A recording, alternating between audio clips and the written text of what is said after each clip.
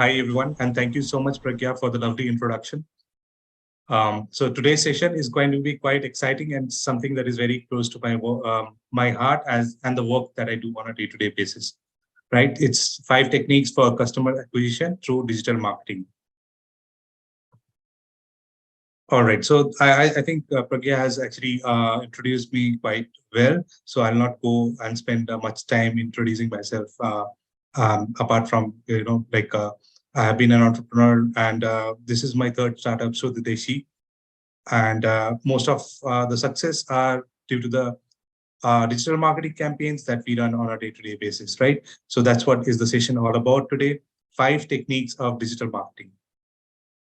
Right. So these are the 5 different ways in which we can drive traffic to our products on a day-to-day basis as e-commerce startups or any of the online businesses. Email marketing, lead magnets, influencer marketing, Facebook, Instagram, and YouTube marketing, and powerful sales funnel. So we might we might have come across all of these in a day-to-day basis, but then the way they work all together, it's like we cannot take them individually and put them together. It has to be all of them have to be combined together to amplify the power of digital marketing. Right. Without further ado, let's jump into the subject right away. So they say email is dead. Really, that's not true at all, because the statistics suggest very differently here. So email marketing revenue is estimated to reach almost 11 billion by the end of 2023. So that means like the products and services that we are promoting through the emails, the revenues that are generated from them are supposed to touch 11 billion by 2023. And 37% of the brands are actually increasing their spend in email marketing.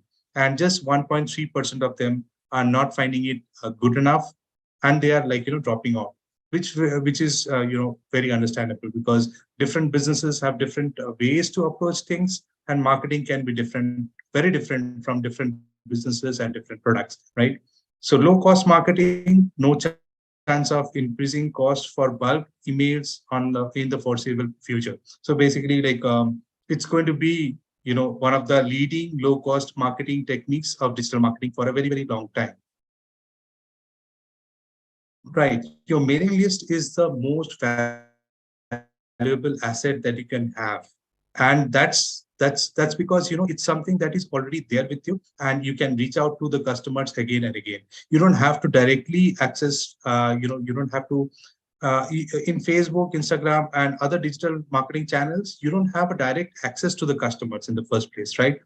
And even if you have access to them through the fan pages and through the blogs and through chats, but they are not something which you have them permanently there, right? Facebook can one fine day decide to block you out of the fan page, and then all the customers that you have actually access to, or all the fans that you have access to your brand, is all gone on a single day altogether, right? So, and also these days, even if you have a fan page and you post particular engagement content into the fan page, they don't really reach out to all of them, right? And also you don't have a control over when the where the post is going to appear in their feed, or in the scroll pages and things like that, in the the social wall in Facebook, right? So you don't have any direct access to that as well.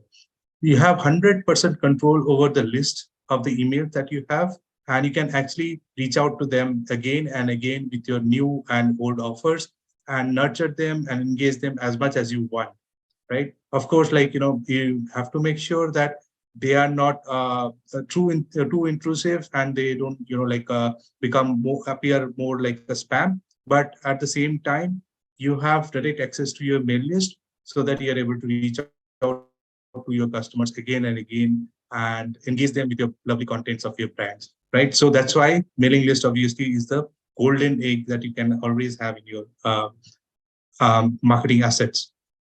So now the question is, like, what kind of contents can I create for the email list?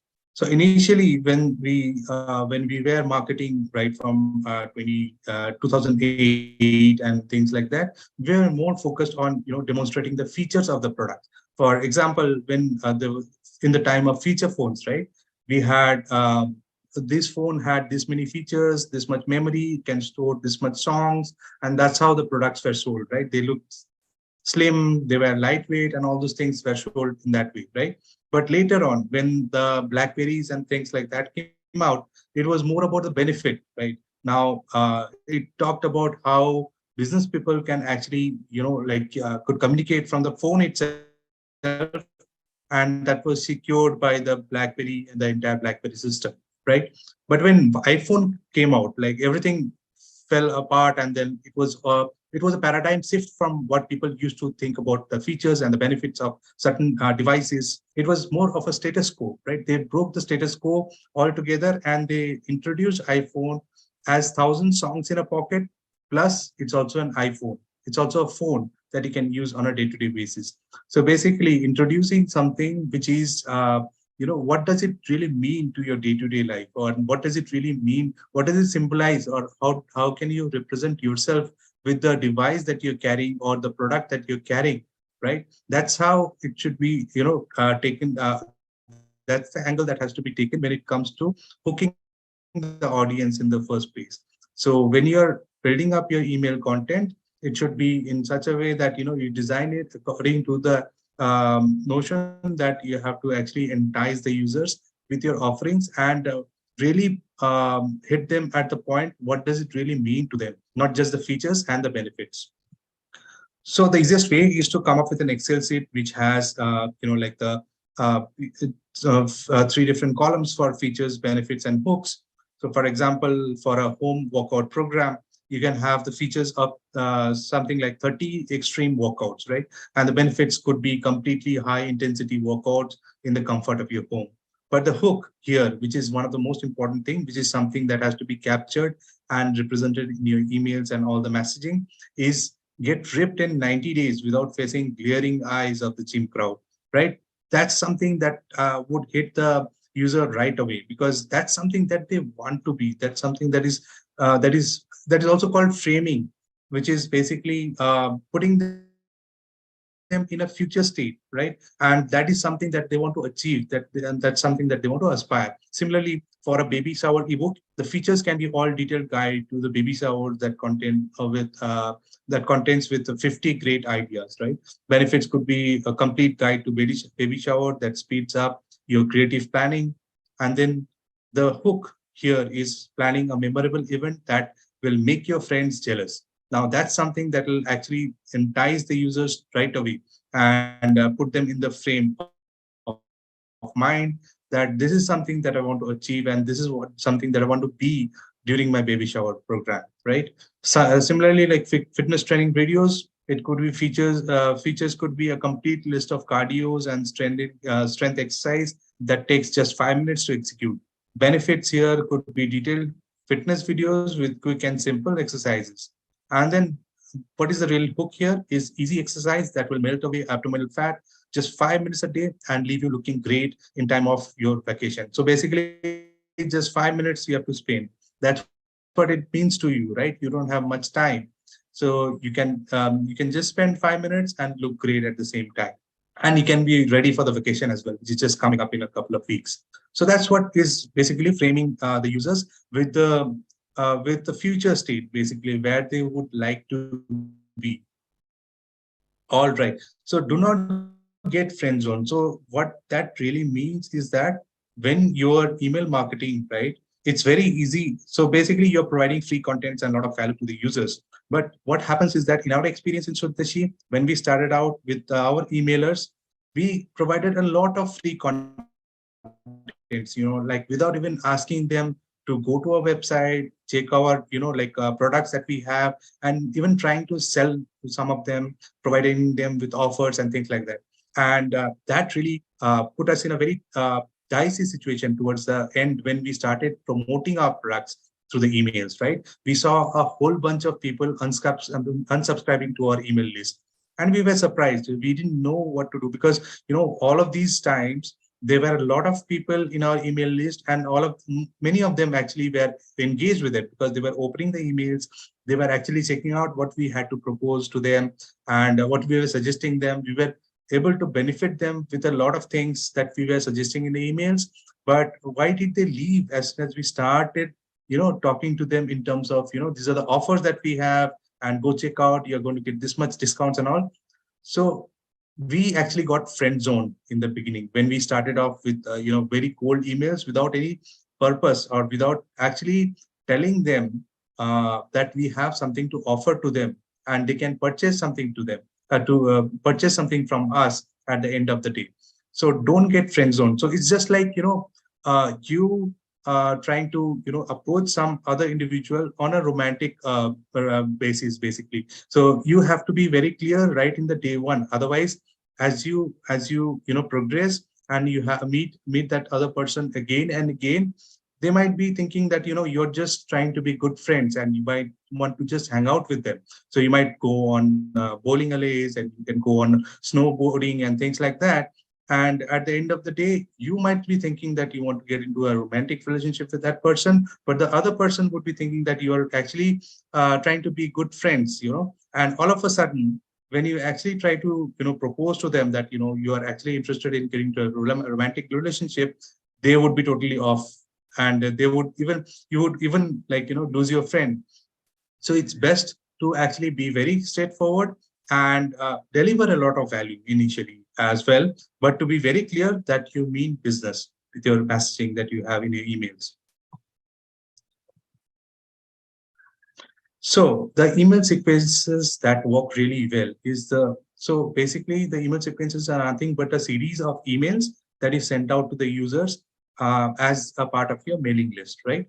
So the email sequences could be welcome emails. So that could be one or two emails that you send out right after they subscribe to your email list. And then low value offer sequence. What that really means is that you don't want the user to be bombarded with a very high value offer, which will price a lot than the users can afford or even want to go for, because they don't know you, they don't trust you, right? Initially, you have to build up that relationship with them. So you don't actually right away go with a very high value offer, but instead go with a low value offer. But don't get surprised if your user that you're providing that low value offer to the user is not actually going for it right in the first email. So for that, you have to actually sequence a series of emails to ensure that they are slowly tuned up to actually purchase the offer. So there's a famous saying in digital marketing which says, and it takes really 7 different touch points for someone to actually make a purchase from you, before from the point they have just come to become aware of what are the offers that you have. For example, you have a digital camera to sell. So the first time you introduce that to the market, nobody's going to buy. They might like the videos, they might want to know more about it, but they would not be ready to buy. But after 7 different interactions, they might subscribe to some newsletters, and they might subscribe to some other contents from your website and know more about it. But on an average, it takes 7 different touch points before they actually decide that they are going to go after the digital camera that you're trying to sell as a completely new brand. Of course, the Canons and the Nikons of the world, they would have a much easier sales funnel, or the easier process of selling. So for that, you need at least 4 to 5 emails in a sequence, one after the other, maybe one day apart, and you can actually propose the sales to them in this email. So warm up sequence is something which is actually warming the users up. So it's all about, you have a very cold audience who has come to your email list. Now it's time to warm them up a little bit about what you are, what you believe, what is your brand all about, what is the belief system of your brand, and also to tell them about the offers that you have and the different kind of products that you have. So basically warming them up to the uh, mostly with the values of your brand. So that's the whole idea of the warm-up sequence. So again, 4 to 5 emails, and this could go in parallel with the low value sequence, a low value offer sequence. So basically you have, so for example, you are sending out 4 to 5 low value offer sequence. Every alternate day, you can also send the warm-up sequence as well. That will help them to, understand more about your brand, as well as get hang of the offers that you have in hand. Now, high value offers. So who says in digital marketing you will not be able to sell very high value products? That's not true. That's completely not true, because once you have a set of customers who are engaged with your brand, who believe in what your values are, you would be able to sell any product for that matter, of any value. So basically, you would be able to create a high value sequence in that case, and this has to be sequenced obviously after all of the emails. For example, you have to finish off with the low value offer, get them to buy them, and then warm them up for the next series, and then present them with a high value offer. That takes a longer period of time, of course, for a completely cold audience to make a high value offer purchase from your brand. So some of the tools that he can use to actually, go with the email sequence is MailChimp, HubSpot, and GetResponse. So some of the pros and cons of MailChimp is basically it's just, emailer, which will let you, it's a little expensive as well. It's $50 per month for 1,000 emails. And it's just the emails, part of it, where you'd be able to send out repeated number of emails on a day, as and when you automate it and as and when you sequence it. On the other hand, like, HubSpot is something which is a bit too complicated for the beginners. So it has a lot of other things as well. For example, you would be able to create landing pages, and you'd be able to, have offer sequences. You'd be able to create sales funnels for low value products and high value products. Low value products are also called tripwires, because that's the first time the user actually, pays something to your brand to purchase something from it. So basically, that's when they trust it a little bit, and then they are ready to engage more with your brand, right? So HubSpot gives you the opportunity for that as well. But again, it's like, on the higher side, the pricing per month, the subscription pricing is on the higher side. And the benefits of it is basically there are a lot of different options in HubSpot. You can, sequence the entire uh, like marketing. In fact, like, you can create a complete end-to-end sales funnel in HubSpot, and also have the mailing sequence, and you can automate the mails as much as you want.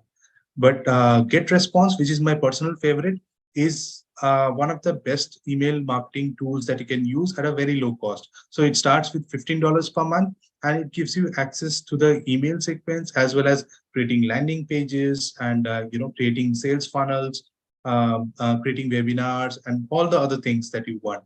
Right. And it's also very easy to set up an email campaign in GetResponse. So I would recommend you go and check out GetResponse whenever you have time. And it's one of the best mailing, bulk mailing software out there. But again, like, there's no harm in, checking out MailChimps and HubSpots. Again, it depends on your offers and, your products that you want to sell. You might find it useful as well. Keep it very simple. So there's the marketing term called KISS, right? Keep it simple, stupid. So what that really means is that, like, we get onto this mindset that, we have to build something very complicated for it to work. Whatever we want to achieve, we have to complicate things, and we end up doing that eventually as marketers. And we have been, in Sudhideshi also, we have been guilty of that, where initially we automated the entire flow, and we had, like a couple of complicated automation systems for the emails, where automation as in, like, if someone opens an email, take them to a different sequence altogether. If someone clicks on one certain link in the email, you take them to a different series of other emails that is supposed to follow, right? If someone takes an action, purchases, then you have the certain other sets of action that follows up to that, right? And then it's a complete flow chart that will not only look very complicated, but then it'll give you a hard time in managing your emailer altogether. So at the end of the day, you see the value that is coming up, it's very little. So we ended up doing that as well. And then we had a lot of email subscribers initially, and then we found out that, the overcomplication actually confused a lot of things out of them. So they did not progress much in the emailing process. So that's when we came across the autoresponders. Autoresponders are one of the simplest ways to automate your responses for the emails that are coming in. So you can send autoresponders for pretty much everything.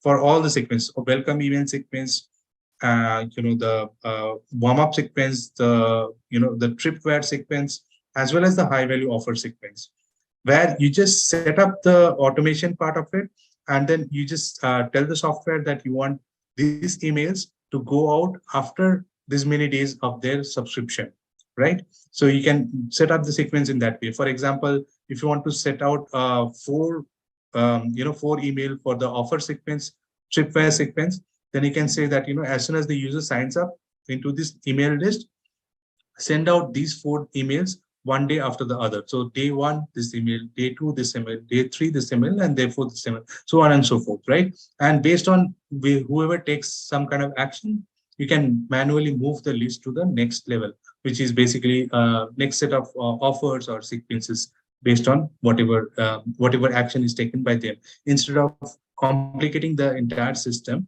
with too many of automation tools out there. So thankfully, both MailChimp, all the MailChimp, the HubSpot, as well as GetResponse provide all these options, both automation and autoresponder.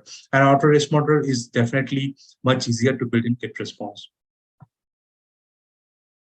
So keeping your email list tidy. So this is one of the most important part of email marketing, where you don't want, because even though it's not very expensive email marketing, but then you don't want a lot of people who are not even interested in checking out your email to sit on your email list, because that does two things. One, it eventually increases the cost of your subscription, because you get a threshold of 1,000 emails per month or something like that, right? As the email increases, the list increases. Obviously, it's going to increase because you're going to nurture, and you are going to get more number of subscribers. So it's important that you take care of it. They just put out those who are not interested in email, and then you keep the ones who are actually engaging once in a while also, if they are engaging with their brand. So the ones who are progressing well, you add them with appropriate levels, and then move them to the relevant list. So make sure that they have received what you have promised. So that's one of the most important aspects, right? It should not take more than 1 hour for you to deliver whatever they have opted in from the email. So for example, you have an email saying that, go for this offer or check out this thing, and download these things from this link. As soon as they take that action, or subscribe for that particular action, they should be receiving that offer within 1 hour, not more than that. Otherwise, they will lose trust in the brand. The entire thing about marketing is basically building up trust and building up relationship with your customers. So make sure that the customers do not have to wait very long before they receive a response, as soon as they take an action. Push them to become a brand advocate. Like once the users are engaging very frequently, you should be able to identify them, level them, and make them brand advocates. What that really means is that making them refer your brand to their friends and family, right? So what that really does is that grows your list organically. You don't have to put in any effort, right? If someone is referring you, your brand or the list that you have is growing organically, and that's the best part of marketing. It has the best of both worlds. It's growing your list, it's building the trust, as well as it's building the visibility of your overall brand, right? So, and the ones who are non-progressors, we really have to be tough on them and ensure that they are labeled properly, reaching out to them with the problem questions, basically like what are the problems that they are facing, or why are they not interested in engaging with us. Could be that they are not even getting the emails in their inboxes, they might be getting it in the spam folder, right? So it's important that we reach out to them and figure out like what is really is the issue, why they are not actually engaging with the communications that you're sending out to them. And reinitiating the warm-up sequence basically is very important. At times, we might find that users have been engaging with our brands, but life goes on, right? So they might have had some kind of difficulties, or they might have some things going on in their life. That's why they would not have been able to come back and check out email. So that's when it's very important to grab their attention in a whole new way with punchy, email subject lines, and some kind of emojis to actually grab their attention and bring them back into the flow of the emailing. And then finally, when there is nothing else to be done, you have to make sure that you're removing users from the email list every once in a while. And ideally, it's like once in 3 months from the time that they have joined the list. If they are not active or not participated in any of the they have not engaged, they have not even opened their email for the last 3 months, just get them out of the list right away, because you don't want your list to be unnecessarily big with users who are not even interacting with your brand in the way that you want them to. All right. So some of the KPIs for email marketing. This is very important because you have to be watching out for those KPIs to ensure that your efforts and then initiative of email marketing is working fine or not. Many of us intuitively know this, but we don't do it, practice it, actively in our day-to-day lives. But it's very important, and the ROI is totally worth it. So some of the KPIs are bounce rates. Obviously, the emails that are bad and they actually do not hit the inbox at all, they are bounced emails and they have to be removed right away without any questions. Right? Open rate is basically the number of emails that are delivered to the inbox versus the ones that are being opened and being read by the users. Click-through rate is basically the links that are there in the email body, or any of the click and call to actions that are there in the email. How many of them are actually taking that action and clicking through those kind of emails? So that's something that has to be watched out for. Conversion rate. So if you have any particular action that has to be taken, for example, if you want someone to actually make a purchase using that button, you have to track all the way from clicking action to the point they converts. They actually goes on to make a purchase.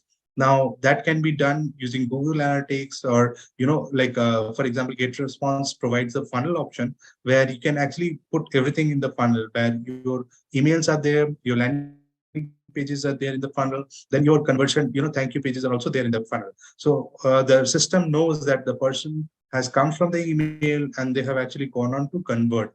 So now you have to take on the conversion of that particular person who has actually gone on to make an action.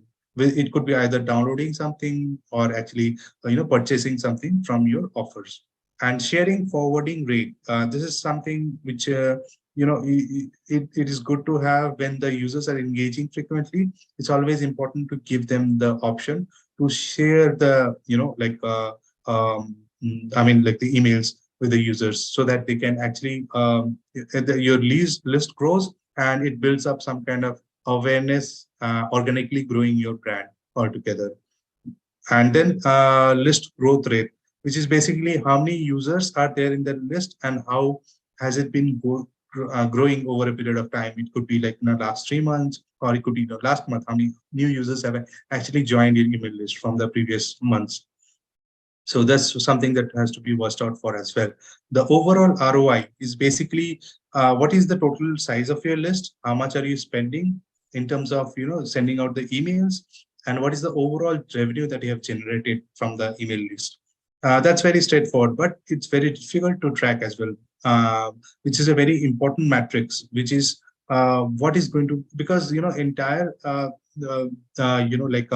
benefit or the best part about digital marketing is that you're able to track your ROI in every click that the user makes in the online world, right? So why not take the full advantage of it? And all these matrices would actually give you exactly the data that you're looking for, and ensuring that whatever effort that you're putting in the marketing initiatives are actually getting some results for you, that based on your goals, of course. And unsubscribe rate, how many people have unsubscribed from your email list after a period of time? Let's say in the 1 month period, how many people have unsubscribed? Let's say you have like 1,000 emailers, or like let's say 10,000 emailers into the list, and then how many of them have actually dropped off from the list, unsubscribed from your list, right? Email marketing best practices. So these are something that has to be followed religiously to ensure that the email list is in good shape. At the same time, you're getting the maximum return on your marketing spends. So do not purchase contact lists, because contact lists, when you're purchasing, although they might say that it's very targeted and all those things, but then they are very new to your brand, first of all. And secondly, you'll find a lot of emails that are not very not very good quality. they might be coming from emails which are not even regularly used by the users, or they might be bad emails altogether, which are not really email IDs and things like that. And they are the ones which are never going to give you very good return on investment, right, on your emailers and things like that. So it's better not to purchase the contact list. Avoid using no reply. So no reply, whenever we get to see a no reply email, we are totally ticked off. All of us, I'm sure, like all of us could actually go through this experience that no reply email is why in the first place had to did they have to send out that email, right? If it is no reply, it's like just saying that like this is what it has to be done, and then you are not able to question them, or like you're not able to reach out to them with further questions and things like that. And personalized emails, so it's important that we personalize the emails as much as possible. So all these emailers give the opportunity to add the person's names, although you'll be sending out bulk messages, but then you'll be able to add their names, and like you'll be able to add in personal touch to the body contents and things like that. It's important to add those, because ultimately it's an age of hyper personalization, right? The more you're able to communicate to the users on a personal level, the better it is. That's also one of the reasons why influencer marketing is actually coming up in trend, which is actually getting a more steam than regular marketing, because these are influencers are not necessarily the celebrities, but the ones who are authorities of the brands, right? So that's why the personalized touch is very important for each and every email. Split test between subject lines. It's important that we check out, if we evaluate the subject lines and see how much of these, basically, that can be done based on the open rate. We'll see, we can test out two different set of emails with the subject line open rate. And we can have two different subject lines set out to 500 and 500 customers, and see which 500 of them have actually opened the email more than the other. That will give us an idea as to which subject line is working better. Use a domain older than 6 months. Now, this is a key, because like you don't want your emails to go into the spam box of the users. That will actually result in not opening many of the emails, because how many times do we go to the spam box to check for the vital emails that we receive on a day-to-day basis, right? Probably very close to none. So it's important that we have the domains used for the the emailers to go out, which is older than 6 months. Use a less image, use as less images as possible, because the more number of images you use, it will take a lot of time for the email to load, and also there are chances that it will go into the spam box of the emails. So it's important that we use less number of images, as less images as possible, and include logos and links for unsubscription. Basically, including a logo actually builds up a lot of trust on the users. That will give the users the trust that it's a legitimate brand, and it's actually like something which is useful for building the trust among the users. Add a link to unsubscribe. It's very important to give an exit route for anything that you do in marketing. It should not be right on the face, just like in no reply email, where there's no way that the user would be able to question you or reach out to you with their any kind of questions. Just as like similarly like that, if someone wants to opt out of your email list, they should be easily able to do that using unsubscribe link into the at the end of the email.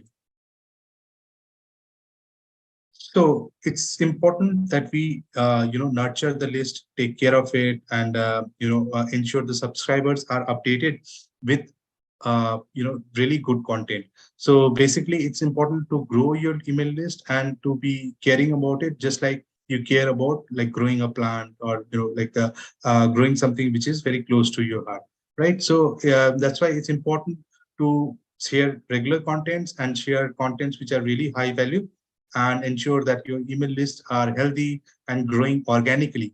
Now, there are several ways of growing a list. It can be organic as well as inorganic. Organic is in the sense like you get a lot of organic content shared, and then you get the users to download them, and in exchange you ask for their emails, and that's how you can grow your list organically. Similarly, you can have more social posts, and like you have social subscribers and things like that to organically grow your list.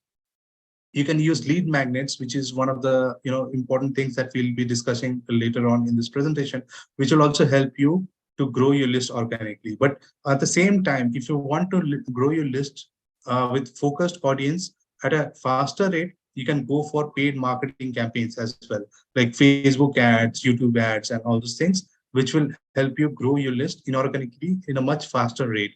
So a combination of all these things, one thing is not better than the other. A combination of all of this will actually help you build a list which is both engaged as well as valuable for your brand at a longer period of time. So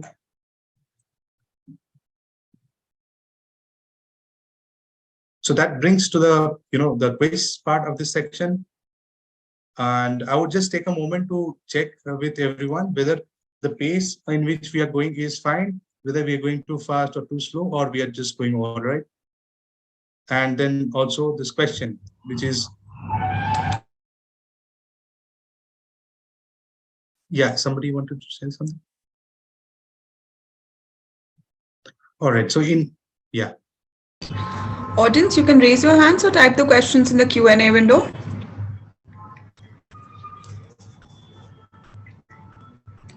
So Rajit, we can move ahead. Okay. Perfect.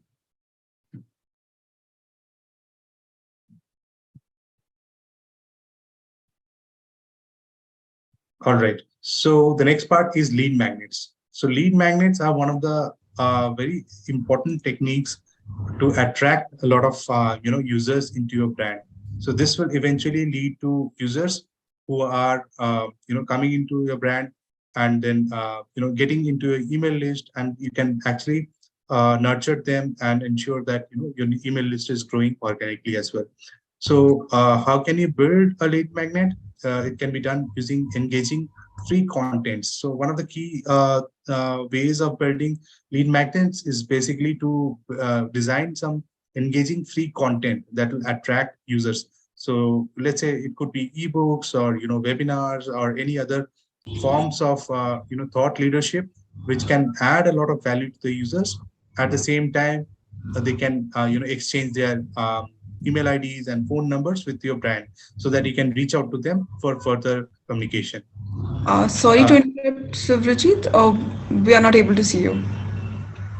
Okay, sorry.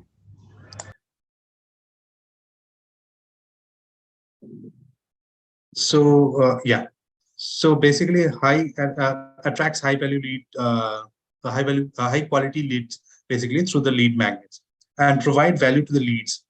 So it's important that we just not have leads, but also continue to provide value to the leads in forms of like ebooks, or some kind of videos are shared on a regular basis.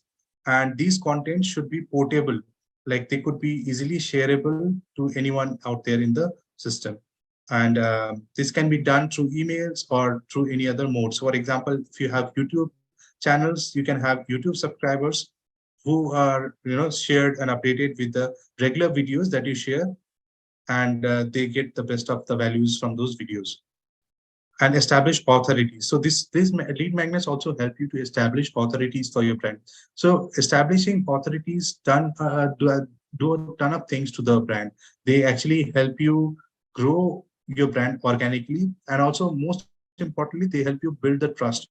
Like if someone considers this a certain brand authority for that particular domain, they tend to trust and go after the product of the brands more than any other brands, right? So if you're able to establish some kind of authority, for example, how did Patanjali grow so big over a very short period of time, right? They were eventually, I mean, like, not now, but before 2-3 years, they were as big as Procter and Gamble, and that was within a span of 5 years of time, right?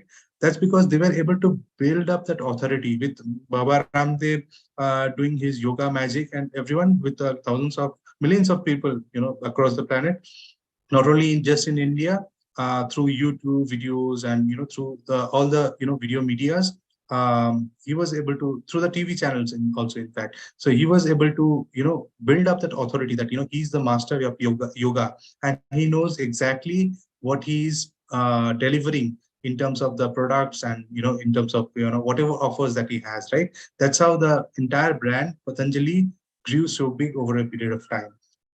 Of course, you have to follow it up with, good quality products with the users before they actually desert you, if they are not of good quality.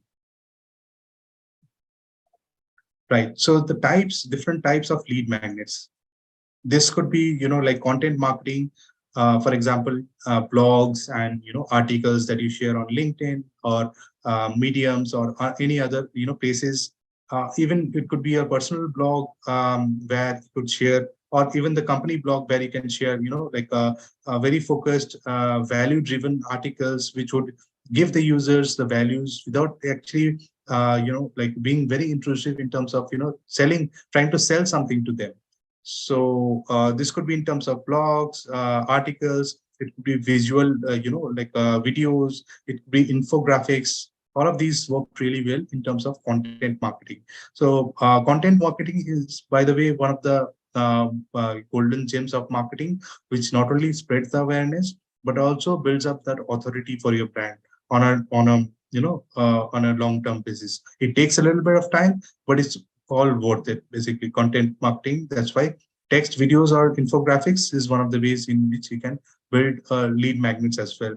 So basically, the way we did it at Swadeshi is basic.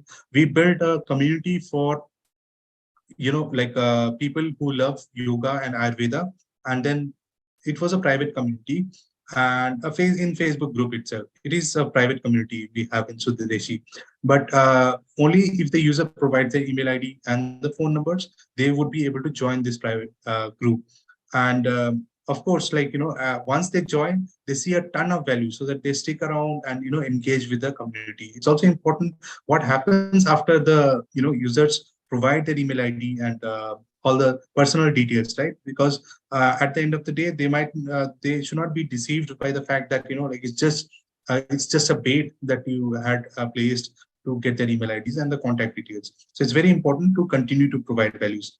Widgets and templates are also very important in terms of, like lead magnets, where you could, for example, you could have templates of marketing, emailers and things like that, that could require you to provide your email IDs and your contact details, so that they can deliver them to you through those emails. And you could have, like reports from various organizations that are published on a regular basis, and only those who are providing their email IDs and registering for that would be able to get those reports or get access to that. For example, Statistica is one of the popular brands for, sharing vital statistics of industries across the board. But in order to subscribe, or in order to see some of the records, you will have to actually sign up for their program, or sign up to their website, which is nothing but, like you're exchanging your email ID in exchange of the vital information that you're supposed to receive from them. It could be online demos. It works really well in P2P, where you have a new product that is upcoming or that is already launched, and you want to spread the awareness. You initiate a demo session over webinars, or you have a live session, and then you ask the users to subscribe for that, so that they can actually sign up for the webinar, right? So that's also one of the good lead magnets. And then you have the regular webinars and the podcast. If you want to, participate in them, or, subscribe to them, you obviously can do that using your email ID and registering to the brand. So these are one of the some of the popular, lead magnets. There could be other different types of lead magnets as well. And but the key is that with each and every lead magnet, they should be able to see, the users should be able to see the value to the entire thing.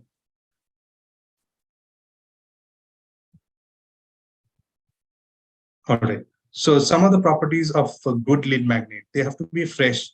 They have to be powerful, relevant, and irresistible. So what's the point in sharing something which is already there out there in the, sooner or the later, their users would be finding it out from anywhere else that they go around, right? Because if the user is interested in a particular topic, they would definitely be actively looking out for the topic, right? And if they see the duplicate content generating somewhere as a lead magnet, they would not be interested so much, first of all, to subscribe for it, and they will eventually drop out of the list. If they actually subscribe also, they have to be powerful enough. Like they have to hook you right in the first go itself, so that they are able to stick around and then move to the next levels of the journey. And they have to be relevant, like what is the topic that you're discussing with them, and how you can actually like entice them, or you can actually drive them through the process of doing whatever action you intend them to take. So they have to be relevant, and they have to be irresistible. Basically, it should be something which is very catchy, and they find a ton of value out of the content that you're sharing. So one of the keys are that do not try to boil the ocean. So initially, when we started off with lead magnets in Sudadeshi, we wanted to share tips of like how to live a healthy life, and how to what are the different ways in which you can manage your lifestyle to have a very healthy lifestyle and increase your longevity and all those things. So we spent almost 3 months in building a content ebook with hundreds of pages and hundreds of focused contents with really high value. And we knew that users are going to love it. But at the end of the day, we were surprised to see that like only a few users signed up for it, and the entire campaign went for a toss. So the reason behind that is, first of all, it was too long. Like 100 pages of ebook, which is basically free of cost, is something which is too good to believe. And secondly, users want quick contents, and they don't want the entire gamut of things in the first go itself. Like, so first they have to have a easy access to your brand, and then eventually they will invest more time. It's not just monetary investment that they are doing for this lead magnets. They are also doing their time investment, right? If they are signing up for something, they would expect to get the gist of it in a very quick period of time. So the ideal time, or the ideal a time that you should take to build a lead magnet is not more than 3 to 4 days. So a lead magnet, and the length of the lead magnet should not be more than 20 pages.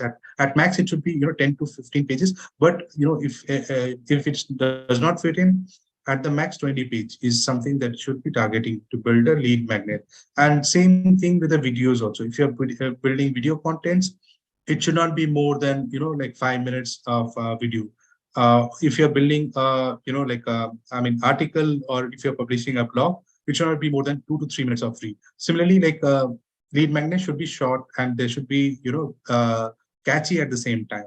So do not try to boil the ocean in terms of building up a big lead magnet. So here is a quick tip for like how can you actually start building a lead magnet in a very quick period of time. So in 3 days, you should be able to build a lead magnet. The first day, just divide the days in the first day, second day, and third day. The first day, focus on researching. Get as much materials as possible from everywhere that you trust. Build sticky notes, and make drafts and things like that, and stick around to ensure that you're getting as much material as is required to do justice to the topic. And then move on to the next day, which is basically organizing your lead magnet, which is basically now putting all the things together in a template format, where you get to put in all the sticky notes and the notes that you have taken on your notebooks and everything, put them together in a formatted way, put the page numbers and everything, to ensure that the users are able to get some logical conclusion out of the lead magnet that you're sharing. It could be videos again, and it could be ebooks. So, and then in the third day, package the lead magnet in whatever format that you want to present to the users. It could be ebooks, it could be videos, it could be anything else for that matter, right? So if it is ebooks, then we can check out some templates, and then you can actually put the content of the entire thing in the templates. And this templates can be actually receive, I mean, you can get the templates from canva.com or any other places which are very popular for, like ebook templates and even presentation templates for that matter. So the third day should be focusing on packaging the entire thing in a format in which you can present it to the users. So this could be, like if you're building a YouTube video, you should be able to pack them in terms of, you could use Photoshop, I mean, Premiere and Photoshop, and then you can, like structure the video in such a way that they are presentable to the users. So a pro tip is use Canva for building ebooks. If you're building ebooks, then Canva provides you all that you need to actually design a sleek ebook. You can check out their ebook templates, and you can start using it to build, really extraordinary templates and ebooks. You can even use their, presentation slides to build ebooks that are really of good quality. So Canva is actually free of cost. So, like you can actually check out, apart from the images that you check, some of the templates which are paid and images are paid, but apart from that, most of the part of it is free. So improving performance of a lead magnet. So how can you actually improve the performance of your lead magnet? How can you improve the content that you're sharing in your lead magnet, right? It can be done using many ways, but some of the things that we figured is really effective that will instantly help you, improve the quality of the content is by using power keywords and ensuring that the headlines that you're using in the content are really catchy and they grab the attention of the users. So for that, you can use optimonster.com and check out their 700 power words. You can pick up some of the words and sprinkle them in your content, and you can see the magic happen. And that's really powerful because it will not make you do a lot of hard work, but at the same time, it will grab the attention of the users. Similarly, you can use coschedule.com for compelling headlines. So this is one of the tools which will tell you exactly what is the score of your headline. For example, the topic for today, which is 5 techniques of customer acquisition through digital marketing campaigns to drive product growth. It is 71 in terms of the points, and that in terms of the quality of the headline, which is good. Like it's not some of the best thing, but it's definitely, anything above 60 is actually on the good side of things. So here, if you see also, if you're able to notice, like it also marks the keywords that you use in the headlines. It tells you like what are the types of keywords that you've used. Drive and growth is some of the power words that has been used, and for and to, these are the common words. And apart from that, the length of the entire headline is also adequate. So that makes it a 71 point headline. So similarly, you should target at a headline which is more than 70 at least. 60 to 70, 60 above is good, but 70 above is really good. So you should target definitely above 70 for in terms of coming up with the right headlines for your topics whenever you're building your lead magnets. Driving traffic to lead magnets. Now it's very important that like lead magnets by themselves will not be able to grow on email list or attract a lot of users to them. You have to effectively drive traffic to that, right? So you can do that by sharing in social medias. You can share as many posts as you want in different types of social media sequentially, so that you get users to sign up for your email list, and for the in exchange of the lead magnet that you're sharing with them. It could be if you're sharing an ebook, you could actually write a nice post in LinkedIn or Facebook, and then ask the users to sign up for and download the ebook in exchange of their email ID. These are also very effective lead magnets where if you want users to join the forum, they would have to exchange their email IDs and sign up for that particular forum and community to participate in whatever is going on these forums and communities. So that's some of the ways you can actually drive traffic to the lead magnets.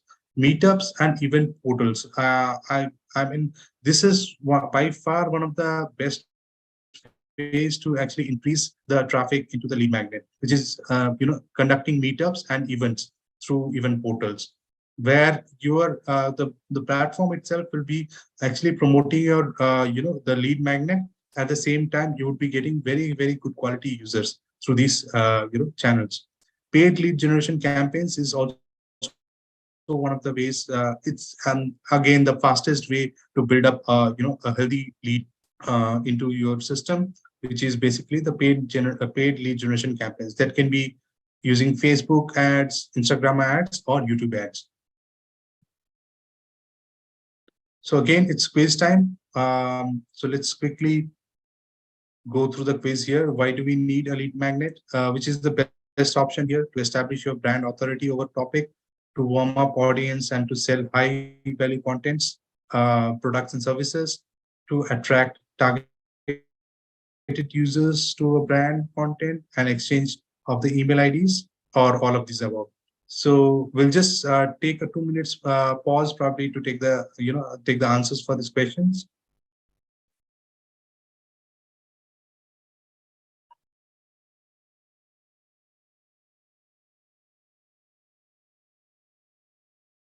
Yeah, Avi says all.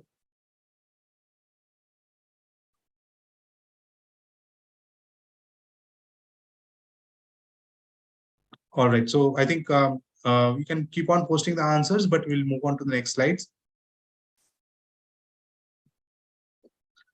So influencer marketing.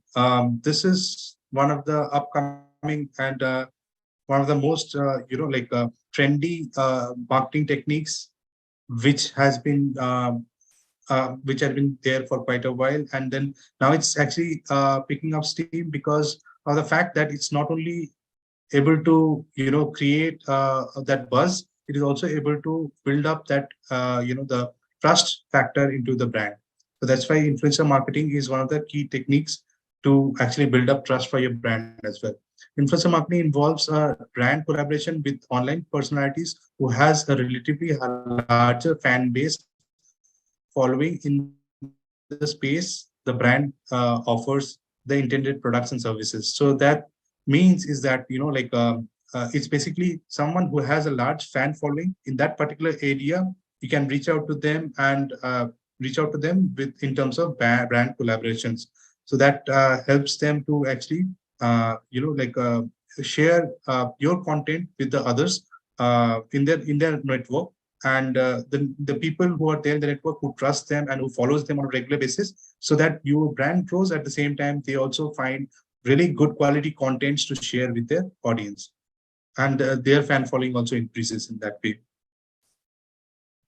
So some of the vital stats of influencer marketing. Influencer marketing has grown to a $13 billion industry in 2021. Businesses are making more than $5.78 ROI for every dollar of marketing spent in influencer marketing, and this is for a really good quality influencer marketing.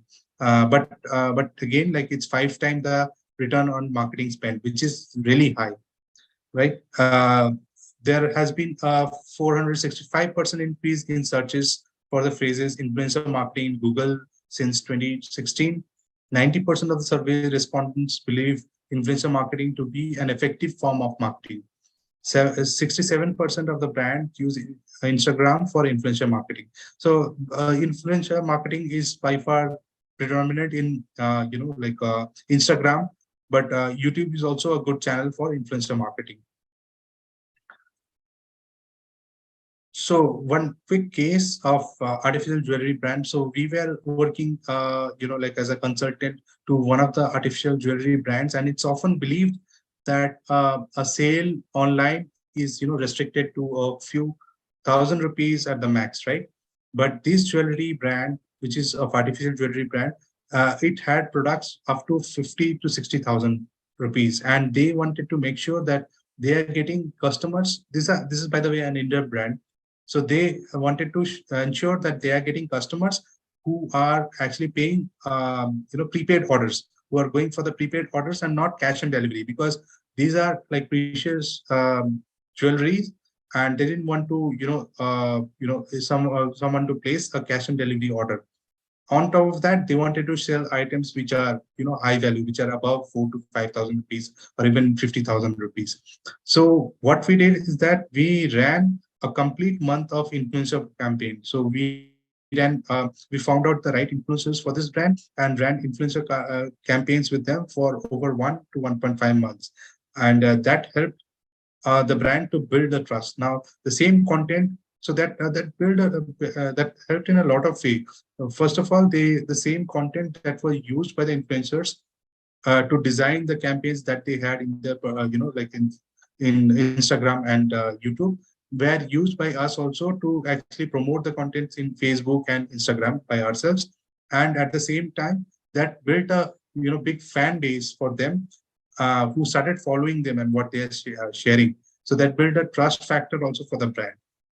So at the end of 2 months, they were actually selling a lot of items which are really high value. They even sold a couple of 50,000 rupees junk jewelries. These are called, because they are not like precious metals or precious stones used in these jewelries, but they are regular used jewelries. But something selling at 50,000 of that kind of jewelry is really recommendable, and so something which is was really made possible because of influencer marketing, I would say. So influencer marketing has a really big impact in terms of building the trust of a brand, which is especially in terms of if the brand is an online brand and selling their products and services online, influencer marketing is something that one should look at to build up the trust right away in a very short period of time. So the goals that are set for finding out the right influencers. Why work with an influencer in the first place, right? It builds up brand awareness. So the influencers that we would be working with definitely would have something around anywhere above of 10,000 users or followers, right? So they would definitely help in building up the brand awareness, strengthening brand image, and build trust with the users. So basically, when someone else is actually talking about your brand, your products, and how they are using it, it builds more trust among the users and increase social engagements as well. So if you're planning to increase the social engagement with your brand, influencer marketing is one of the ways to do it. Improving conversion rates, sales, newsletters, and email lists. So you see that you get 5 times the return on marketing spend with the influencer marketing on an average. That is a very good number to suggest that it improves the total number of sales and the conversion rate for your brand. Improving marketing ROIs by 5 times of the marketing spend. So that's something that we have already seen that for every dollar spent in influencer marketing, it is actually getting $5 to $5.6 in return, which is very good in terms of the goals that we have for our marketing budget. So what kind of budget that we can have for our influencer marketing, and how can we divide it? So it's not necessary for us to actually pay the influencers only in cash.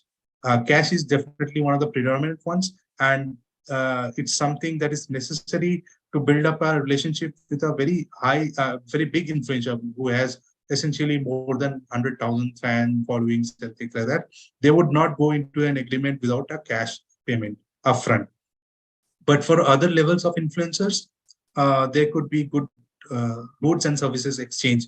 For example, you can actually reach out to influencers saying that we are going to send you this many packages of products that we have, and you promote them among your network, or you use them and show them off in your network. So that way it actually is a exchange of goods kind of arrangement with the influencer. You can build up a rapport with influencers that way also. And obviously, this also has to be budgeted, because you have the cost of the goods and the shipping charges to ship them to the influencers, right? So you have to make sure that you have accounted for that as well when you're calculating the ROIs for this kind of campaigns.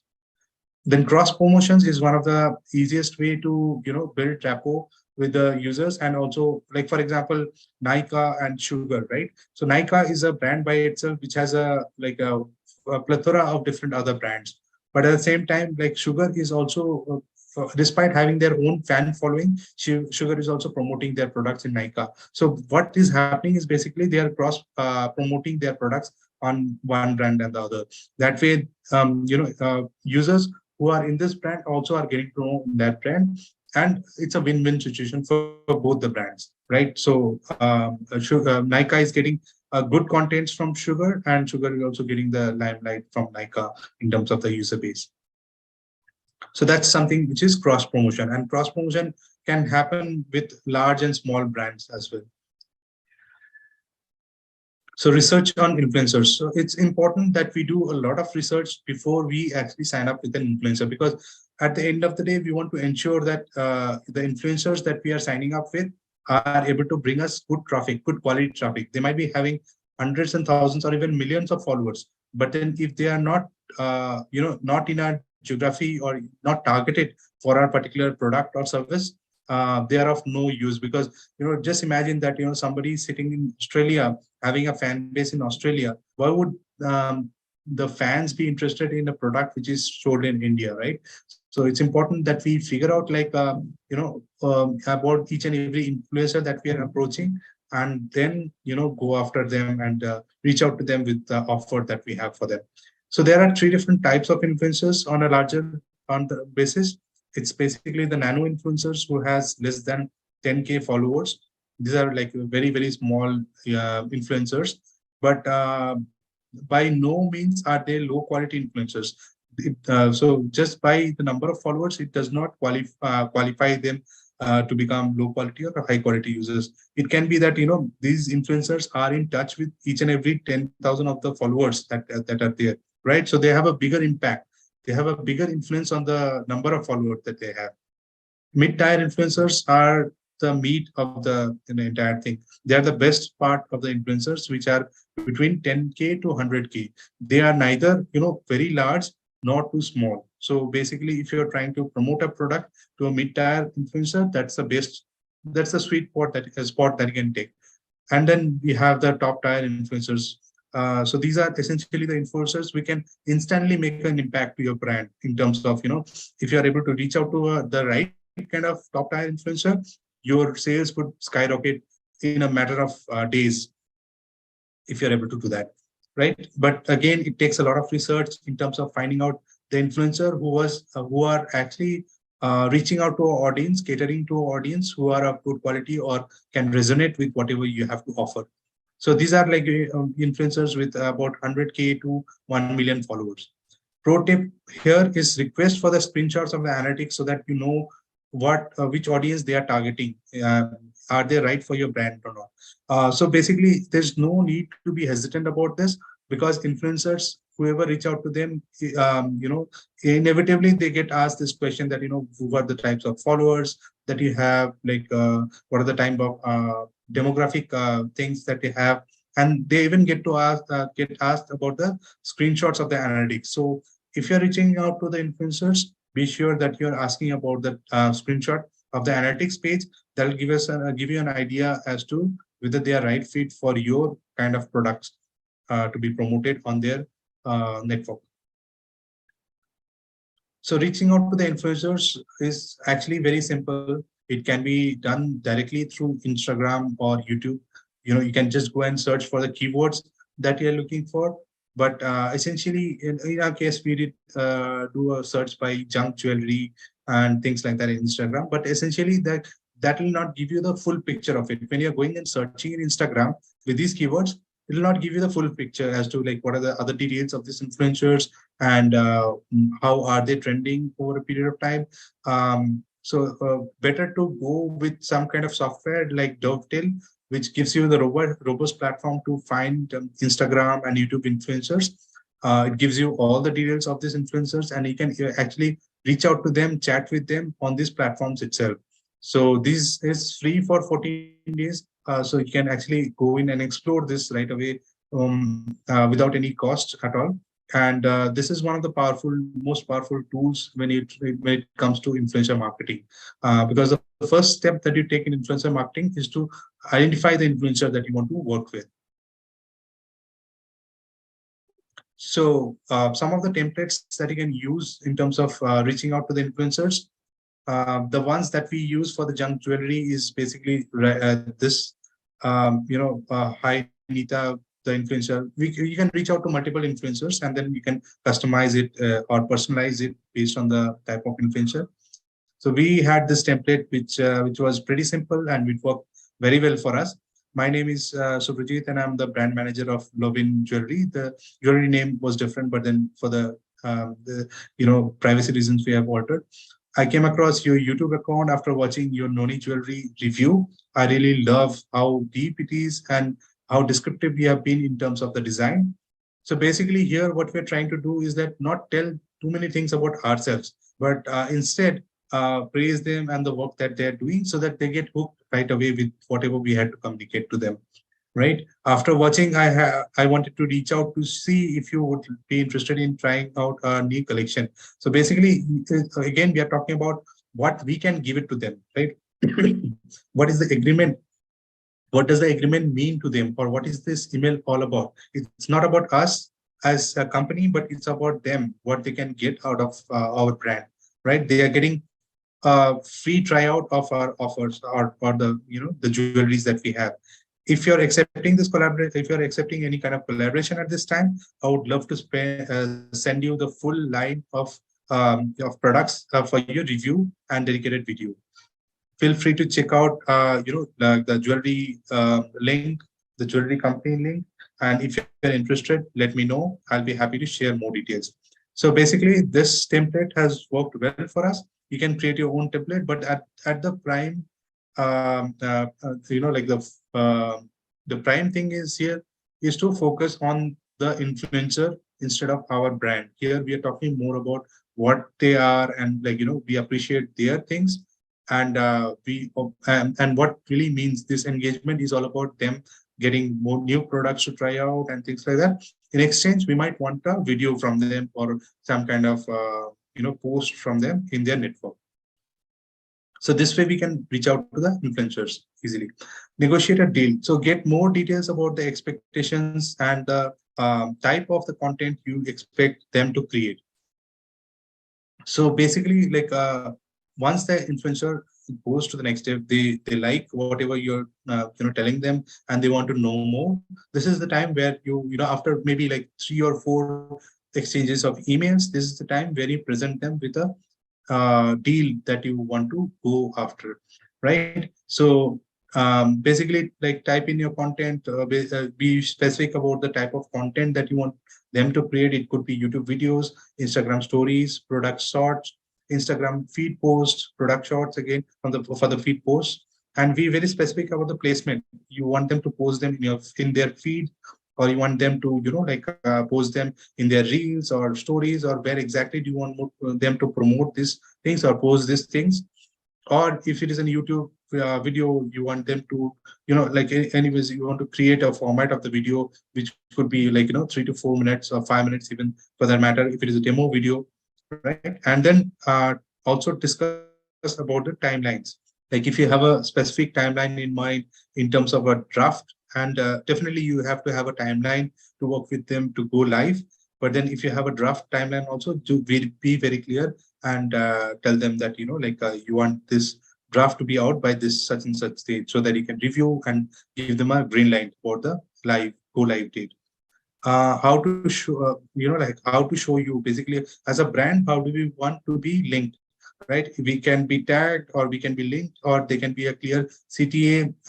Specifically when it comes to Instagram, it can be check out this link below to know more about this jewelry company, or check out the latest collections, something like that, which is a clear CTA. So you have to be very specific, and it's not necessary to have a very formal agreement with them, but it's necessary to be very clear about the communication that you have, and have it recorded either in the email, or if you're sending out in the Instagram, you can actually have it in the Instagram chat or the messages in Instagram.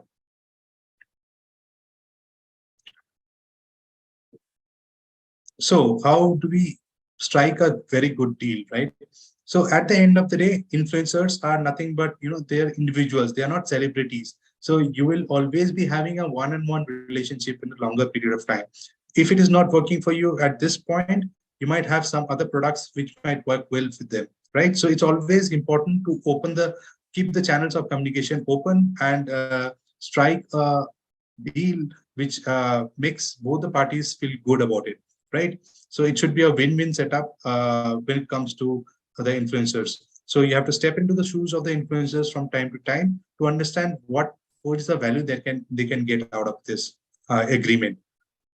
So it could be in cash or kind, right? The contents created for ads spent. So basically, the negotiation can be, like I pay you this much to do, certain kind of videos and contents out of it, right? And it can also be, they just provide you the snapshots and the ad spends, so that you can reuse the contents in your ads. So this is also one of the important content that can be created for your, the ads that you would be running. So someone actually demoing your content, you can use that as a video for your ads, Facebook ads or Instagram ads, and cultivate a long-term friendly relationship with the user. This is very important because at the end of the day, you want to have a healthy relationship going on with the influencer from time to time, and ensure that they are also happy with the agreement that you have. Track progress at a milestone level. So basically, it's important that we continue to track the progress on a on a milestone basis, and review the results from time to time. So basically, what that really means is that, like, we need to check, once we have actually presented something to the influencer, we have to check what is the end result that we're getting. Are we getting enough kind of footfalls into our brand? So how many clicks are we getting through the specific link that we have provided to the influencer, through which we are driving traffic to our website, right? So that brings me to the next point, which is definitely we should use some kind of tracking link. UTM code is one of the common ways to make a UTM code, and you can go to utmmaker.com to check out like different ways to add specific tags to the the entire URL, which can be used by the influencers. That will give you the exact tracking as to how many people have actually come to the website using that specific link, and how many have actually gone on to complete that offer, or complete that entire, like, checkout process. And that way you can attribute the influencer accordingly.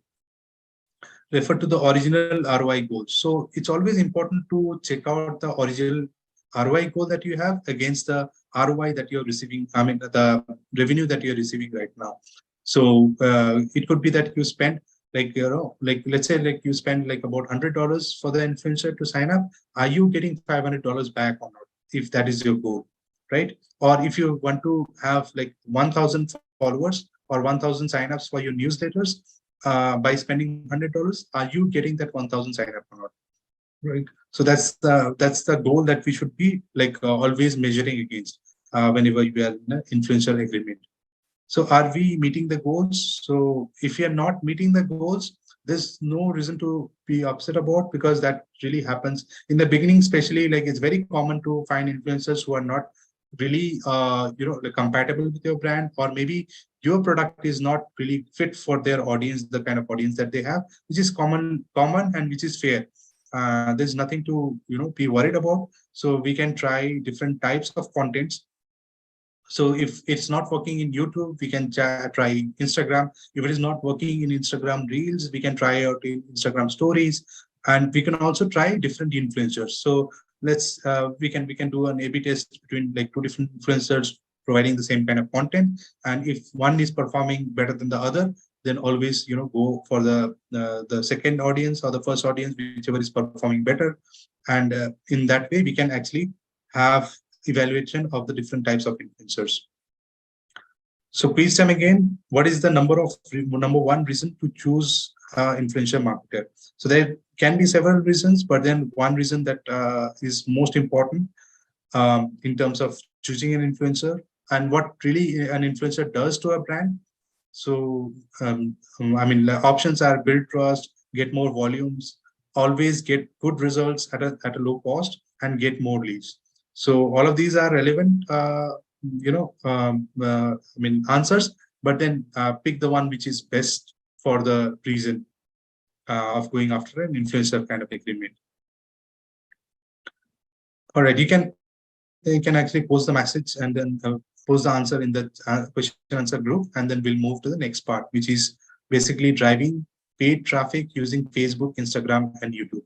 So this is one of my favorites, because it gives you instant results. It gives you the measurement of the money that you are spending versus the amount of revenue that you're generating in a very short period of time. At the same time, it actually builds up a little bit of awareness as well, depending on the different types of campaigns that you're running.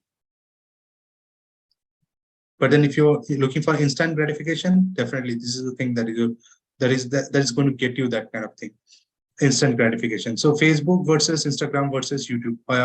Although all these three platforms, are very similar to one another, which is all these platforms' purpose is to entertain people, whoever comes in, the actual users who come into these platforms. But at the same time, they are different in some way or the other, right? Especially like between Facebook, Instagram, and YouTube. So when it comes to Facebook and Instagram, you have people coming in to have social interactions with their friends and family. They are not necessarily there to buy your offers or engage with your offers per se. They are here to actually have social communication with your friends and family. What that really means is that they are here to hang out and have a good time, and they are not ready to get bombarded with a lot of sales pitches and things like that. So that does not make them less fitter for like a sales campaign or something like that. It's just that we have to understand the psychology of the user and present them the advertisements in a format which is not intrusive but more of a engaging format and entertaining format, so that they can it's more of a native format also, say, because it's actually hidden within the posts and hidden within the contents of the users, that of the contents that have been generated by the users. So it's more of a like a native format content also in Facebook and Instagram, right? So yeah, they're here for like live events and entertainment purpose.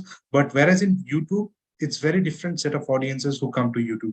So when we go to YouTube, we are primarily going there with the intent of knowing something, doing something, and purchasing something, right? So we want to know what is going on between India and the the G20 summit, presidency and all those things. What has been developing on that side? So we go to YouTube and check out the videos for that, and then we also go to YouTube to, let's say, like I'm suddenly interested in making cupcakes, right? So I want to just surprise everyone at home by making awesome cupcakes. So I go to YouTube and check out different videos that make cupcakes, and I mean, like, I am definitely able to find the one which easily helps me to make cupcakes. And that's how I'm able to surprise everyone in the family. So I would go to YouTube for that, and I would go to YouTube to check out the latest phones that are available below 50,000. So I would just go to YouTube and check out, like, type in like which is the best phone under 50,000, and I would see a bunch of results which tells about the reviews, the user experiences, and how the different users are using it and finding it.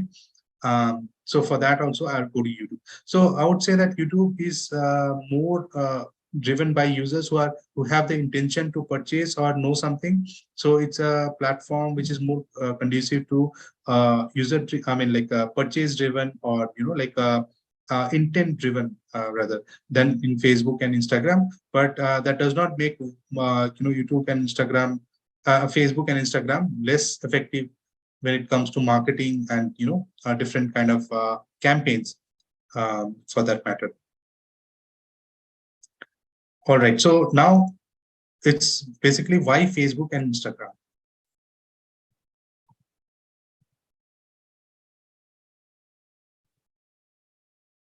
Sorry about that. So why Facebook and Instagram and YouTube, right? Why do we choose these platforms over the others? Like, we also have Google, Yahoo, and all the other search engines, right? But why do we pick Facebook, Instagram, and YouTube? Because of the volume of the users that are there in these platforms, right? First of all, like, if you are planning to run an ad, we want to make sure that we find the target audience, and with the sheer volume of the visitors or users in these platforms, we can be almost 90% sure that we'll find the kind of users that we are looking for on these platforms. And then it's not just enough to find the users, but there has to be a way to reach out to them. There has to be a way to understand. The platform should know that like what is the kind of users that are there and how we can reach out to them.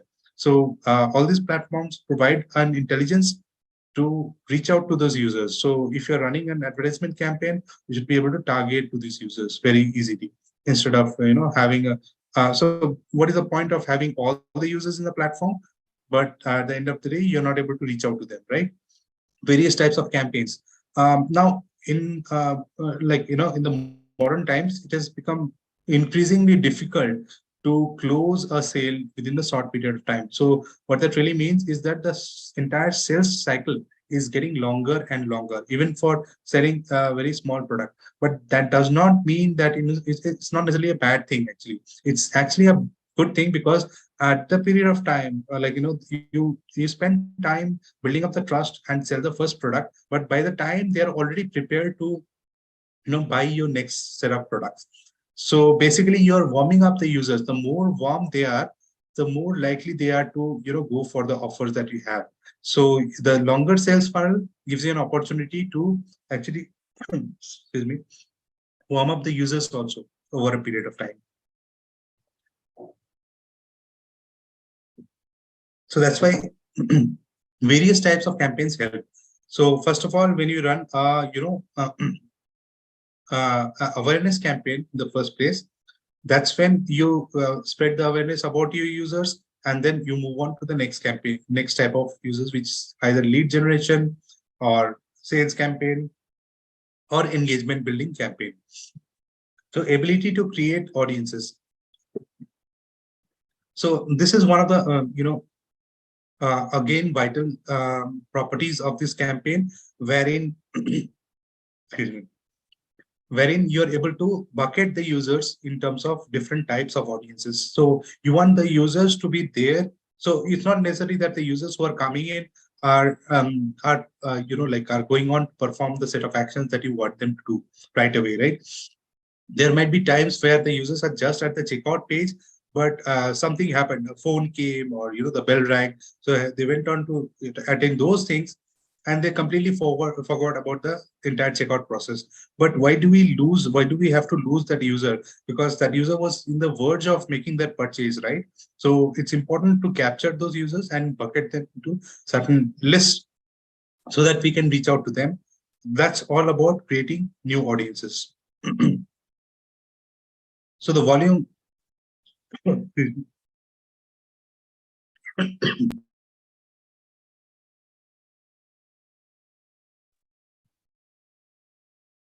sorry. So the volume of users in Instagram and Facebook are really, really large. So as you can see that, like more than 3 billion users in Facebook, about 3 billion users in Facebook, YouTube has about 2.5 billion users, WhatsApp, Instagram has about 1.4 billion users. So although WhatsApp is also a platform with a large number of users, but then it's not necessarily a good platform when it comes to targeting those users or being able to reach out to those users. But Facebook, YouTube, and Instagram provides a good way to reach out to the users as well. So building a sales funnel. So as I just mentioned that, the ability to spread awareness, create interest, ensure that users are somewhat taking the decision and then closing on the sales. It's important that we are able to create the sales funnel, and all these platforms have a way to, make you create the sales funnel easily. Ability to retarget the audience and reactivate the users. So you can create custom audiences, upload user lists. So these are some of the things that you can do using Facebook, where you can target the audiences, you can upload the user list, save the audiences, and create similar audiences. So what creating custom audiences mean is basically bucketing the users in different ways. For example, the users who have actually gone to the checkout page but have not made a purchase, in that case, you bucket them in a separate list, so that you provide them a separate offer altogether. Probably give them another 15% off and go ahead and complete the purchase that was pending on your part. Uploading a user list is a very powerful way. So you might have already got certain number of purchases that have already gone through. Right now, you have the data for the users who have made the purchase, the particular offer that you were running, and you want to market it again to them, reach out to them, and also find similar audiences. Without complicating the algorithm, you can actually find similar audiences of the same quality, because Facebook and Instagram has all the information of these users. So they are able to reach out to very similar users across the board and get you those users at a lower cost. So uploading the user list is all about getting the users who have actually purchased from you. Saving audiences is a way to actually whatever targeting that you're setting for them, you can save the targeting so that you can reach out to them again and again. Creating similar audiences, it's something which is actually just like lookalike audiences. You can reach out to the audiences who look exactly like your paid users. So so you would have spent some kind of some amount of money in getting the paid users, but once you get enough of those paid users, now you tell the Facebook algorithm, get me more users who look exactly like this. So you're doing two things. You're like narrowing the scope of the search for Facebook, putting less pressure on the entire algorithm of Facebook. At the same time, you know exactly what kind of users you're going after who are getting the most return on investment, right? And you're just telling Facebook. It's basically, it's called priming of the algorithm or the pixel for Facebook, which actually improves the learning curve for Facebook pixel as well. So Facebook and Instagram ads. Campaign structures. So this is how the campaign structure looks. At the top level, you have the campaign type. So this tells you that, what is the type of campaign, whether you're spreading awareness, you're trying to generate lead, or you're actually trying to, drive sales to your offers. And the ad group level, you try to target those users in the ad group level. This is all about like targeting specific users, the kind of users that you're looking for at the ad group level. And then you have the ads, wherein there can be multiple ads at the ad group level. So basically, if you look at it, it's a tree structure. One campaign type can have multiple ad groups, and then one ad group can have multiple ads in them. You also have the interest research, where this is one of the very powerful tools for ensuring that you're reaching out to the right audience. For example, people who are interested in certain types of books, or for example, I'm interested in bicycling, right? So I would have this. I would have subscribed to some blogs or some Facebook channels which are more related to bicycles. So Facebook already knows it. Now, if they have to reach out to me with the latest bicycles, they would do that by just targeting my interest of bicycles. Similarly, placements are something where you want to put your ads on. It can be either in feed posts, or it can be somewhere else. And feeds are both available in Facebook and Instagram. These are in between the contents that the users have already generated. And this is essentially one of the best performing placements out there for Facebook and Instagram. Carousel ads are nothing but a collection of images and videos that can be shown on the particular feed portion of the Facebook, which helps users to see various angles of that particular the product or the offer that you have. And it's a good way of if you have multiple products in a common product line, it's a good way to showcase your products in different carousels. Stories in Instagrams are really powerful placements when it comes to creating sales campaigns and lead generation campaigns. Similarly, video reels and on Instagram are one of the easiest way to hook the audience and then capture their imagination. It can be a good way to actually run awareness campaigns using these placements. Similarly, you have messaging placements where the users are able to see your ad in the messages when they're chatting with their friends and family. It appears like a very, very native, where when they're in interaction, it's almost that the friends are referring them these products. Right? Although they would eventually know that that's not the case. It's just an ad, but then it's intuitively engaging for the users. So campaign objectives, there are several campaign objectives: spreading awareness. Then you have like traffic generation campaigns, engaging leads, app or promotion, sales campaign. Awareness is something like you have launched a offer for the first time, and then you have traffic's coming in, and then you want to ensure that enough traffic is coming in and spreading the awareness. You can run these campaigns in form of the awareness campaigns. Engagement is so you have a post in Facebook wall where you want users to actually hit the like button, or like add some comments to it. You can create those campaigns to attract more likes and more engagement with the users. In the lead generation campaigns, so if you want to generate more and more leads, you can promote your lead magnets on these campaigns, so that you're able to get as much leads as possible through these lead generation campaigns. App promotion campaigns are specific to mobile applications. When you're running ads specific to mobile applications, you could run app promotion campaigns to get more users for your mobile applications. Like they could be games or applications. Sales campaign, if you want to drive direct sales to your products and offers, you would be able to run a sales campaign for that. Similarly, you have several targeting options for Facebook as well. So this is one of the key features which will help you to minimize your cost, optimize the cost that you're spending for that particular campaign.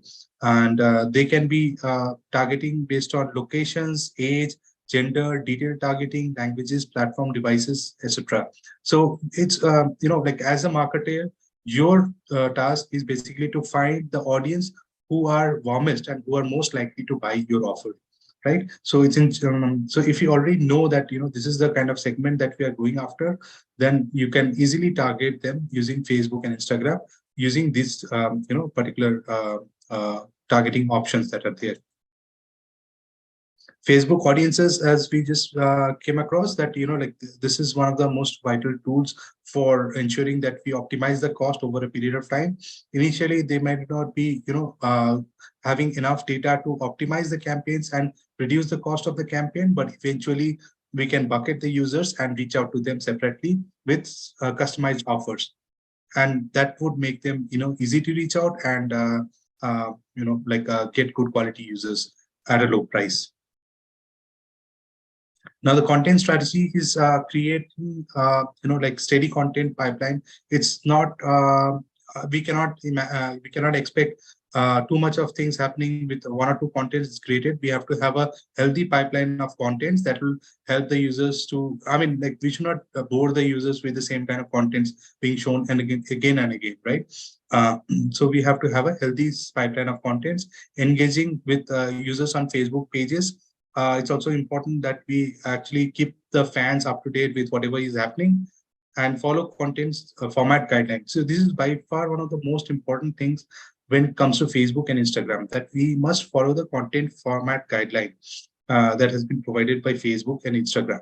That helps them to actually, that helps you to, get your ads approved easily and not to get banned, because Facebook at the end of the day is a platform which is under very difficult scrutinies by several lawmakers in US, and they have in even India also, where they have been getting lawsuits from all across the board in terms of breaching the privacies of the users and things like that. And many users who are actually buying your products would actually presume that Facebook is a platform who is actually promoting this. Instead of your brand promoting it, it'll appear more like Facebook is actually promoting this product. So there are chances that they would, if things does not go well, they would actually reach out to Facebook instead of your brand directly. So it's more on the Facebook's reputation also, to ensure that the contents that you share are compliant with the guidelines. Short videos between 15 to 45 seconds. Life is fast, and like people do not have a very large attention span, and it's getting less and less. With so many things happening in the digital world specifically, you have to grab the attention of the users very quickly. So big format does not work any longer. 15 to 45 seconds videos are the best formats that you can target. Key mistake to avoid: start with a sales campaign. So remember, we are we want to build a relationship and not to provide not to close a deal right away, because eventually users would be not in a position to buy your offers without knowing you. So do not start with a sales campaign right away. Although it is possible to run a sales campaign and get direct sales, but it's not recommended, especially in the modern times. Selecting multiple interests in an ad group. So an ad group should have only one interest selected so that it can attribute that particular interest correctly. So this is one of the advanced techniques to ensure that whichever interest is actually targeted well on providing more return on investment, we spend more money on this particular ads interest. So that way we can increase the budget of the ad group easily when we have a single interest associated with that particular ad group. Creating complex campaign structures does not work any longer because Facebook algorithms have become smarter, and creating complex structures is only going to complicate our management process of the campaigns, right? So it's always important that we keep the campaign simple, the structures of the campaign simple. Ideally, one campaign with 2 to 3 different ad sets, and each ad set having 3 to 4 ads. Like 2 ads could be like images, and 2 ads could be videos in one particular ad group. So that could be the campaign, simple campaign structure. Not going through the Facebook guideline is definitely not recommended at all. It's something that has to be completely avoided. Now coming to YouTube, YouTube is one of the most potential upcoming platforms for advertisers right now. And there could be several reasons for it. One of them being that, YouTube ads are not chargeable unless the user looks at it for at least 30 seconds, right? The user has to view it for 30 seconds before the ad actually charges the advertiser. So that really is good for the advertiser because now they are able to spread awareness free of cost, right? But it's still evolving. It's not like something which is as evolved as Facebook, I would say. The algorithms especially are not as advanced as Facebook yet. So how it works, people come to YouTube for knowing something, doing something, and buying something. So, we have to design our ads in that with that in mind. Ad targeting, it's just similar to Facebook, but then YouTube has option to, keyword based targeting, topic based targeting, and placement based targeting. So keyword based targeting is basically whatever keyword that they're typing in to see the the relevant videos, they would expect the videos to show up in that way, and we can target those keywords for our ads also to show up in front of the videos that they're intending to watch. So that gives them creates the context of it and gives them the relevance of watching the video also. So topic-based targeting is just like in interest in Facebook. YouTube also provides topic-based targeting, which is very similar to interest. The kind of channels that they have subscribed to, the kind of videos that they have been watching, based on that, YouTube would be recommending different contents, and on those contents, our ads will show up. Placement-based targeting is we can be very specific about the video on which we want to run the ad. So we can give in the URL of the video and then ask YouTube to run ads on those particular videos. So these are the different types of formats, and the best format is actually the skippable ads, which run for like 3 seconds and then allow the users to skip. This gives the advantage of the users to actually, if they're not interested in the ad, they can just skip and go to the video that they have come here to watch. But apart from that, I personally did not, like, we as a brand did not find any of the other formats that effective apart from the skippable ads in YouTube. But skippable ads are really, really powerful in terms of advertising contents. So campaign objectives, just like in Facebook, YouTube also allows you to select the campaign objectives. And but initially it's not recommended to select an objective because YouTube necessarily does not have the enough data for you from the users to actually optimize the campaign according to the objectives that you have selected. So it's better to select a campaign without a goal or guidance initially when you're just starting out. Keywords, topics, and placements, you can actually create separate set of campaigns for these 3 things, because it's not a good idea to create a single campaign with all the 3 things together, because that will not give you enough attribution, whether it's because of the keywords or the topics or the placements. And at the end of the day, you would end up burning more in terms of the marketing dollars when it comes to targeting options. So content structure again, this content structure, after several rounds of experimentation, we have found that this content structure really works well. The first 5 seconds should be to hook the audience. That's when you create some kind of hook, and the audience are really hooked onto whatever you have to say in the video. So that brings them to the next 15 seconds, which is basically they keep on watching for the next 15 seconds, where you need to basically talk about what that ad really means to them. And then we have in the first 30 seconds, you should always be able to communicate the benefits of it, and then reinforce with a strong CTA, call to action.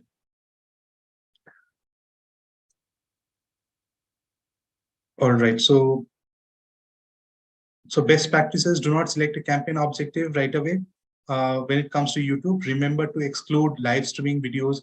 The live streaming videos, nobody would want to, watch your ad when they are interested in watching a match between India Pakistan, right? So there's no point of having an ad in front of a live streaming video. That is because you'll be ending up losing a lot of things that is going on in the background. And then embedded videos are something which can appear anywhere and everywhere. You don't really have a control over these videos. So it's not a good idea to have ads running on embedded videos. Always put a frequency cap. So you don't want the user to see the ads again and again, the same kind of ads again and again. So put a frequency cap, ideally 3 ads per week, and 3 to 9 ads per month for a particular user.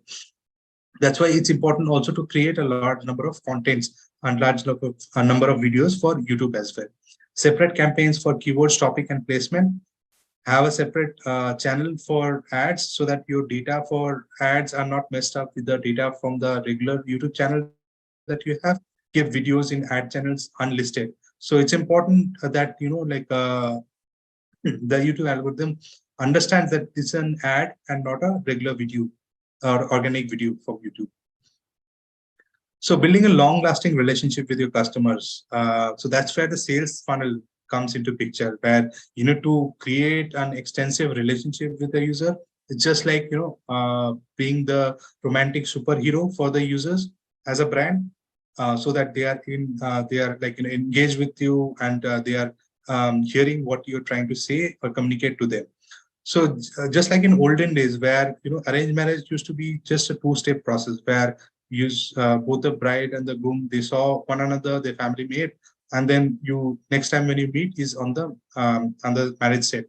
That's how the marriages happened in the olden days, right? But now the entire thing has changed. In the modern day, even if you're going for an arranged marriage, you first meet the person, you spend some time with them, you take a lot of pictures, videos, you finally propose. Even if it's an arranged marriage, some makes it mandatory to go for the proposal, and then like if everything goes right, that's when you get married, right? So just like that, it's no different from the in the ad world also.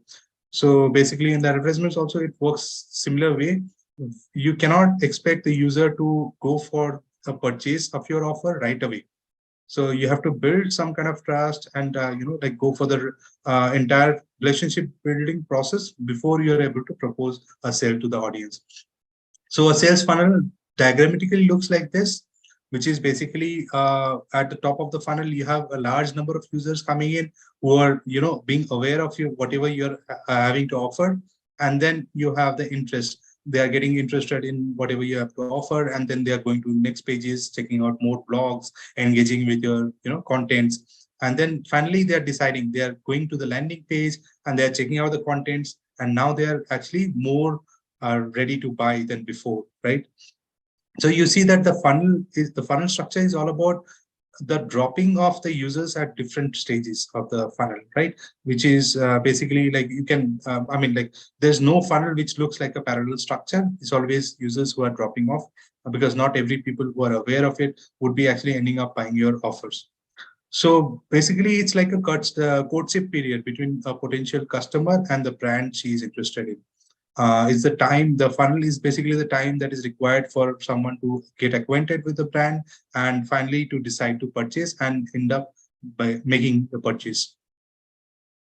So ideally, like a very simple funnel would look something like this. It's unlike the previous times wherein there was this ad that was shown in Facebook and YouTube, and then people could go for the purchase right away. But now it's slightly different, and then we have a longer sales funnel where you have several set of ads and lead generation campaigns that are running, which brings you to the lead magnet page.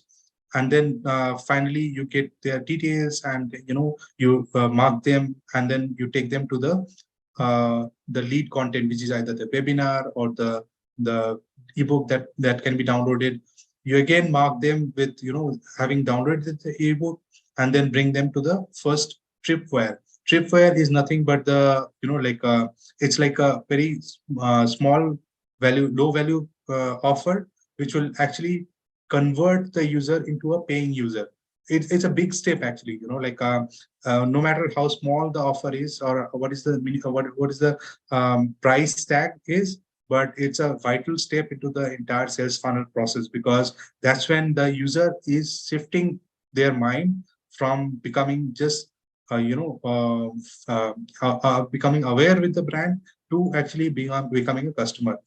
And then finally going to the thank you page, which is basically like gratifying the user, and then ensuring the product is actually delivered to them.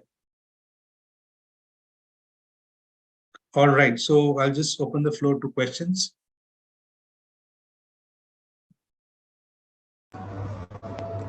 Audience, please go ahead and ask your questions, or you can just raise your hand and we will unmute you.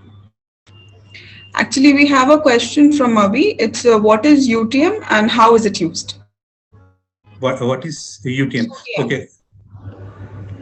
So UTM is universal tracking mechanism, and it is used just like when you create bit.ly links, you get a unique link that is created, right? So UTM is an addition of tokens into your existing URL, which actually can be tracked, to attribute the users that are coming to. For example, you have this the website sadi.com, and then you have the UTM of let's say that Facebook post number 1, something like that, in the UTM IDs, right?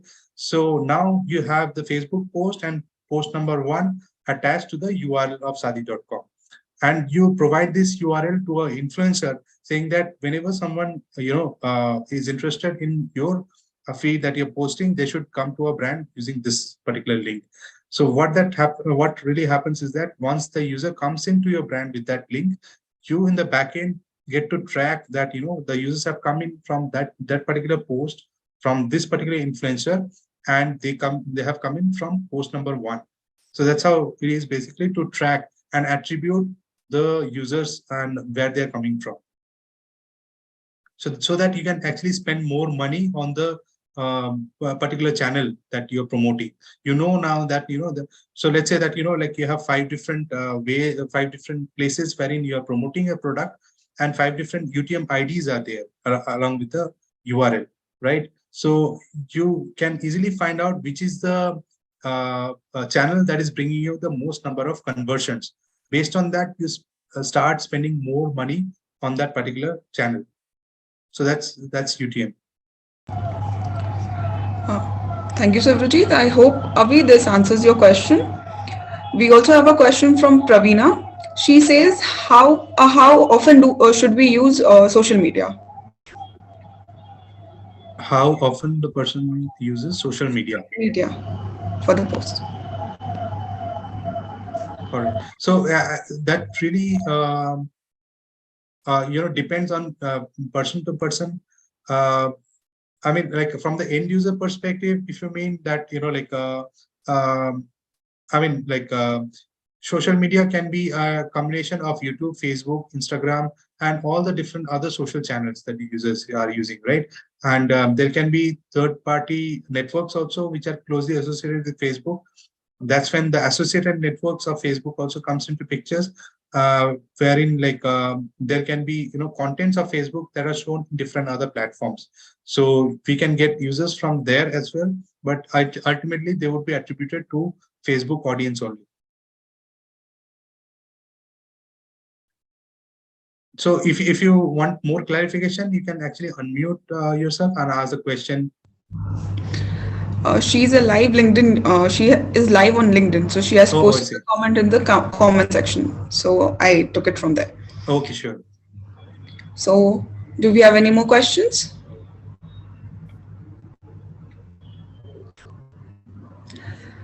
In that case, in the view of time constraints, we will wind up the session off. And thank you, Survajit, for Yeah. an amazing masterclass and clearing all the doubts. And it was a Sure. very informative masterclass. At least for me, it was a very informative masterclass. I think that our audience must have enjoyed. We also had many views on our LinkedIn profile. So thank you, audience, on LinkedIn as Great. well, for joining in. It's a complete pleasure to be able to present to the audience, and the platform especially matters a lot, right? So I'd like to thank IPL team for giving me the opportunity, and to you as well, Pragya, for amazing coordination on the entire presentation part. And thanks to everyone. Have a nice evening. Thank you, everyone. Have a nice evening.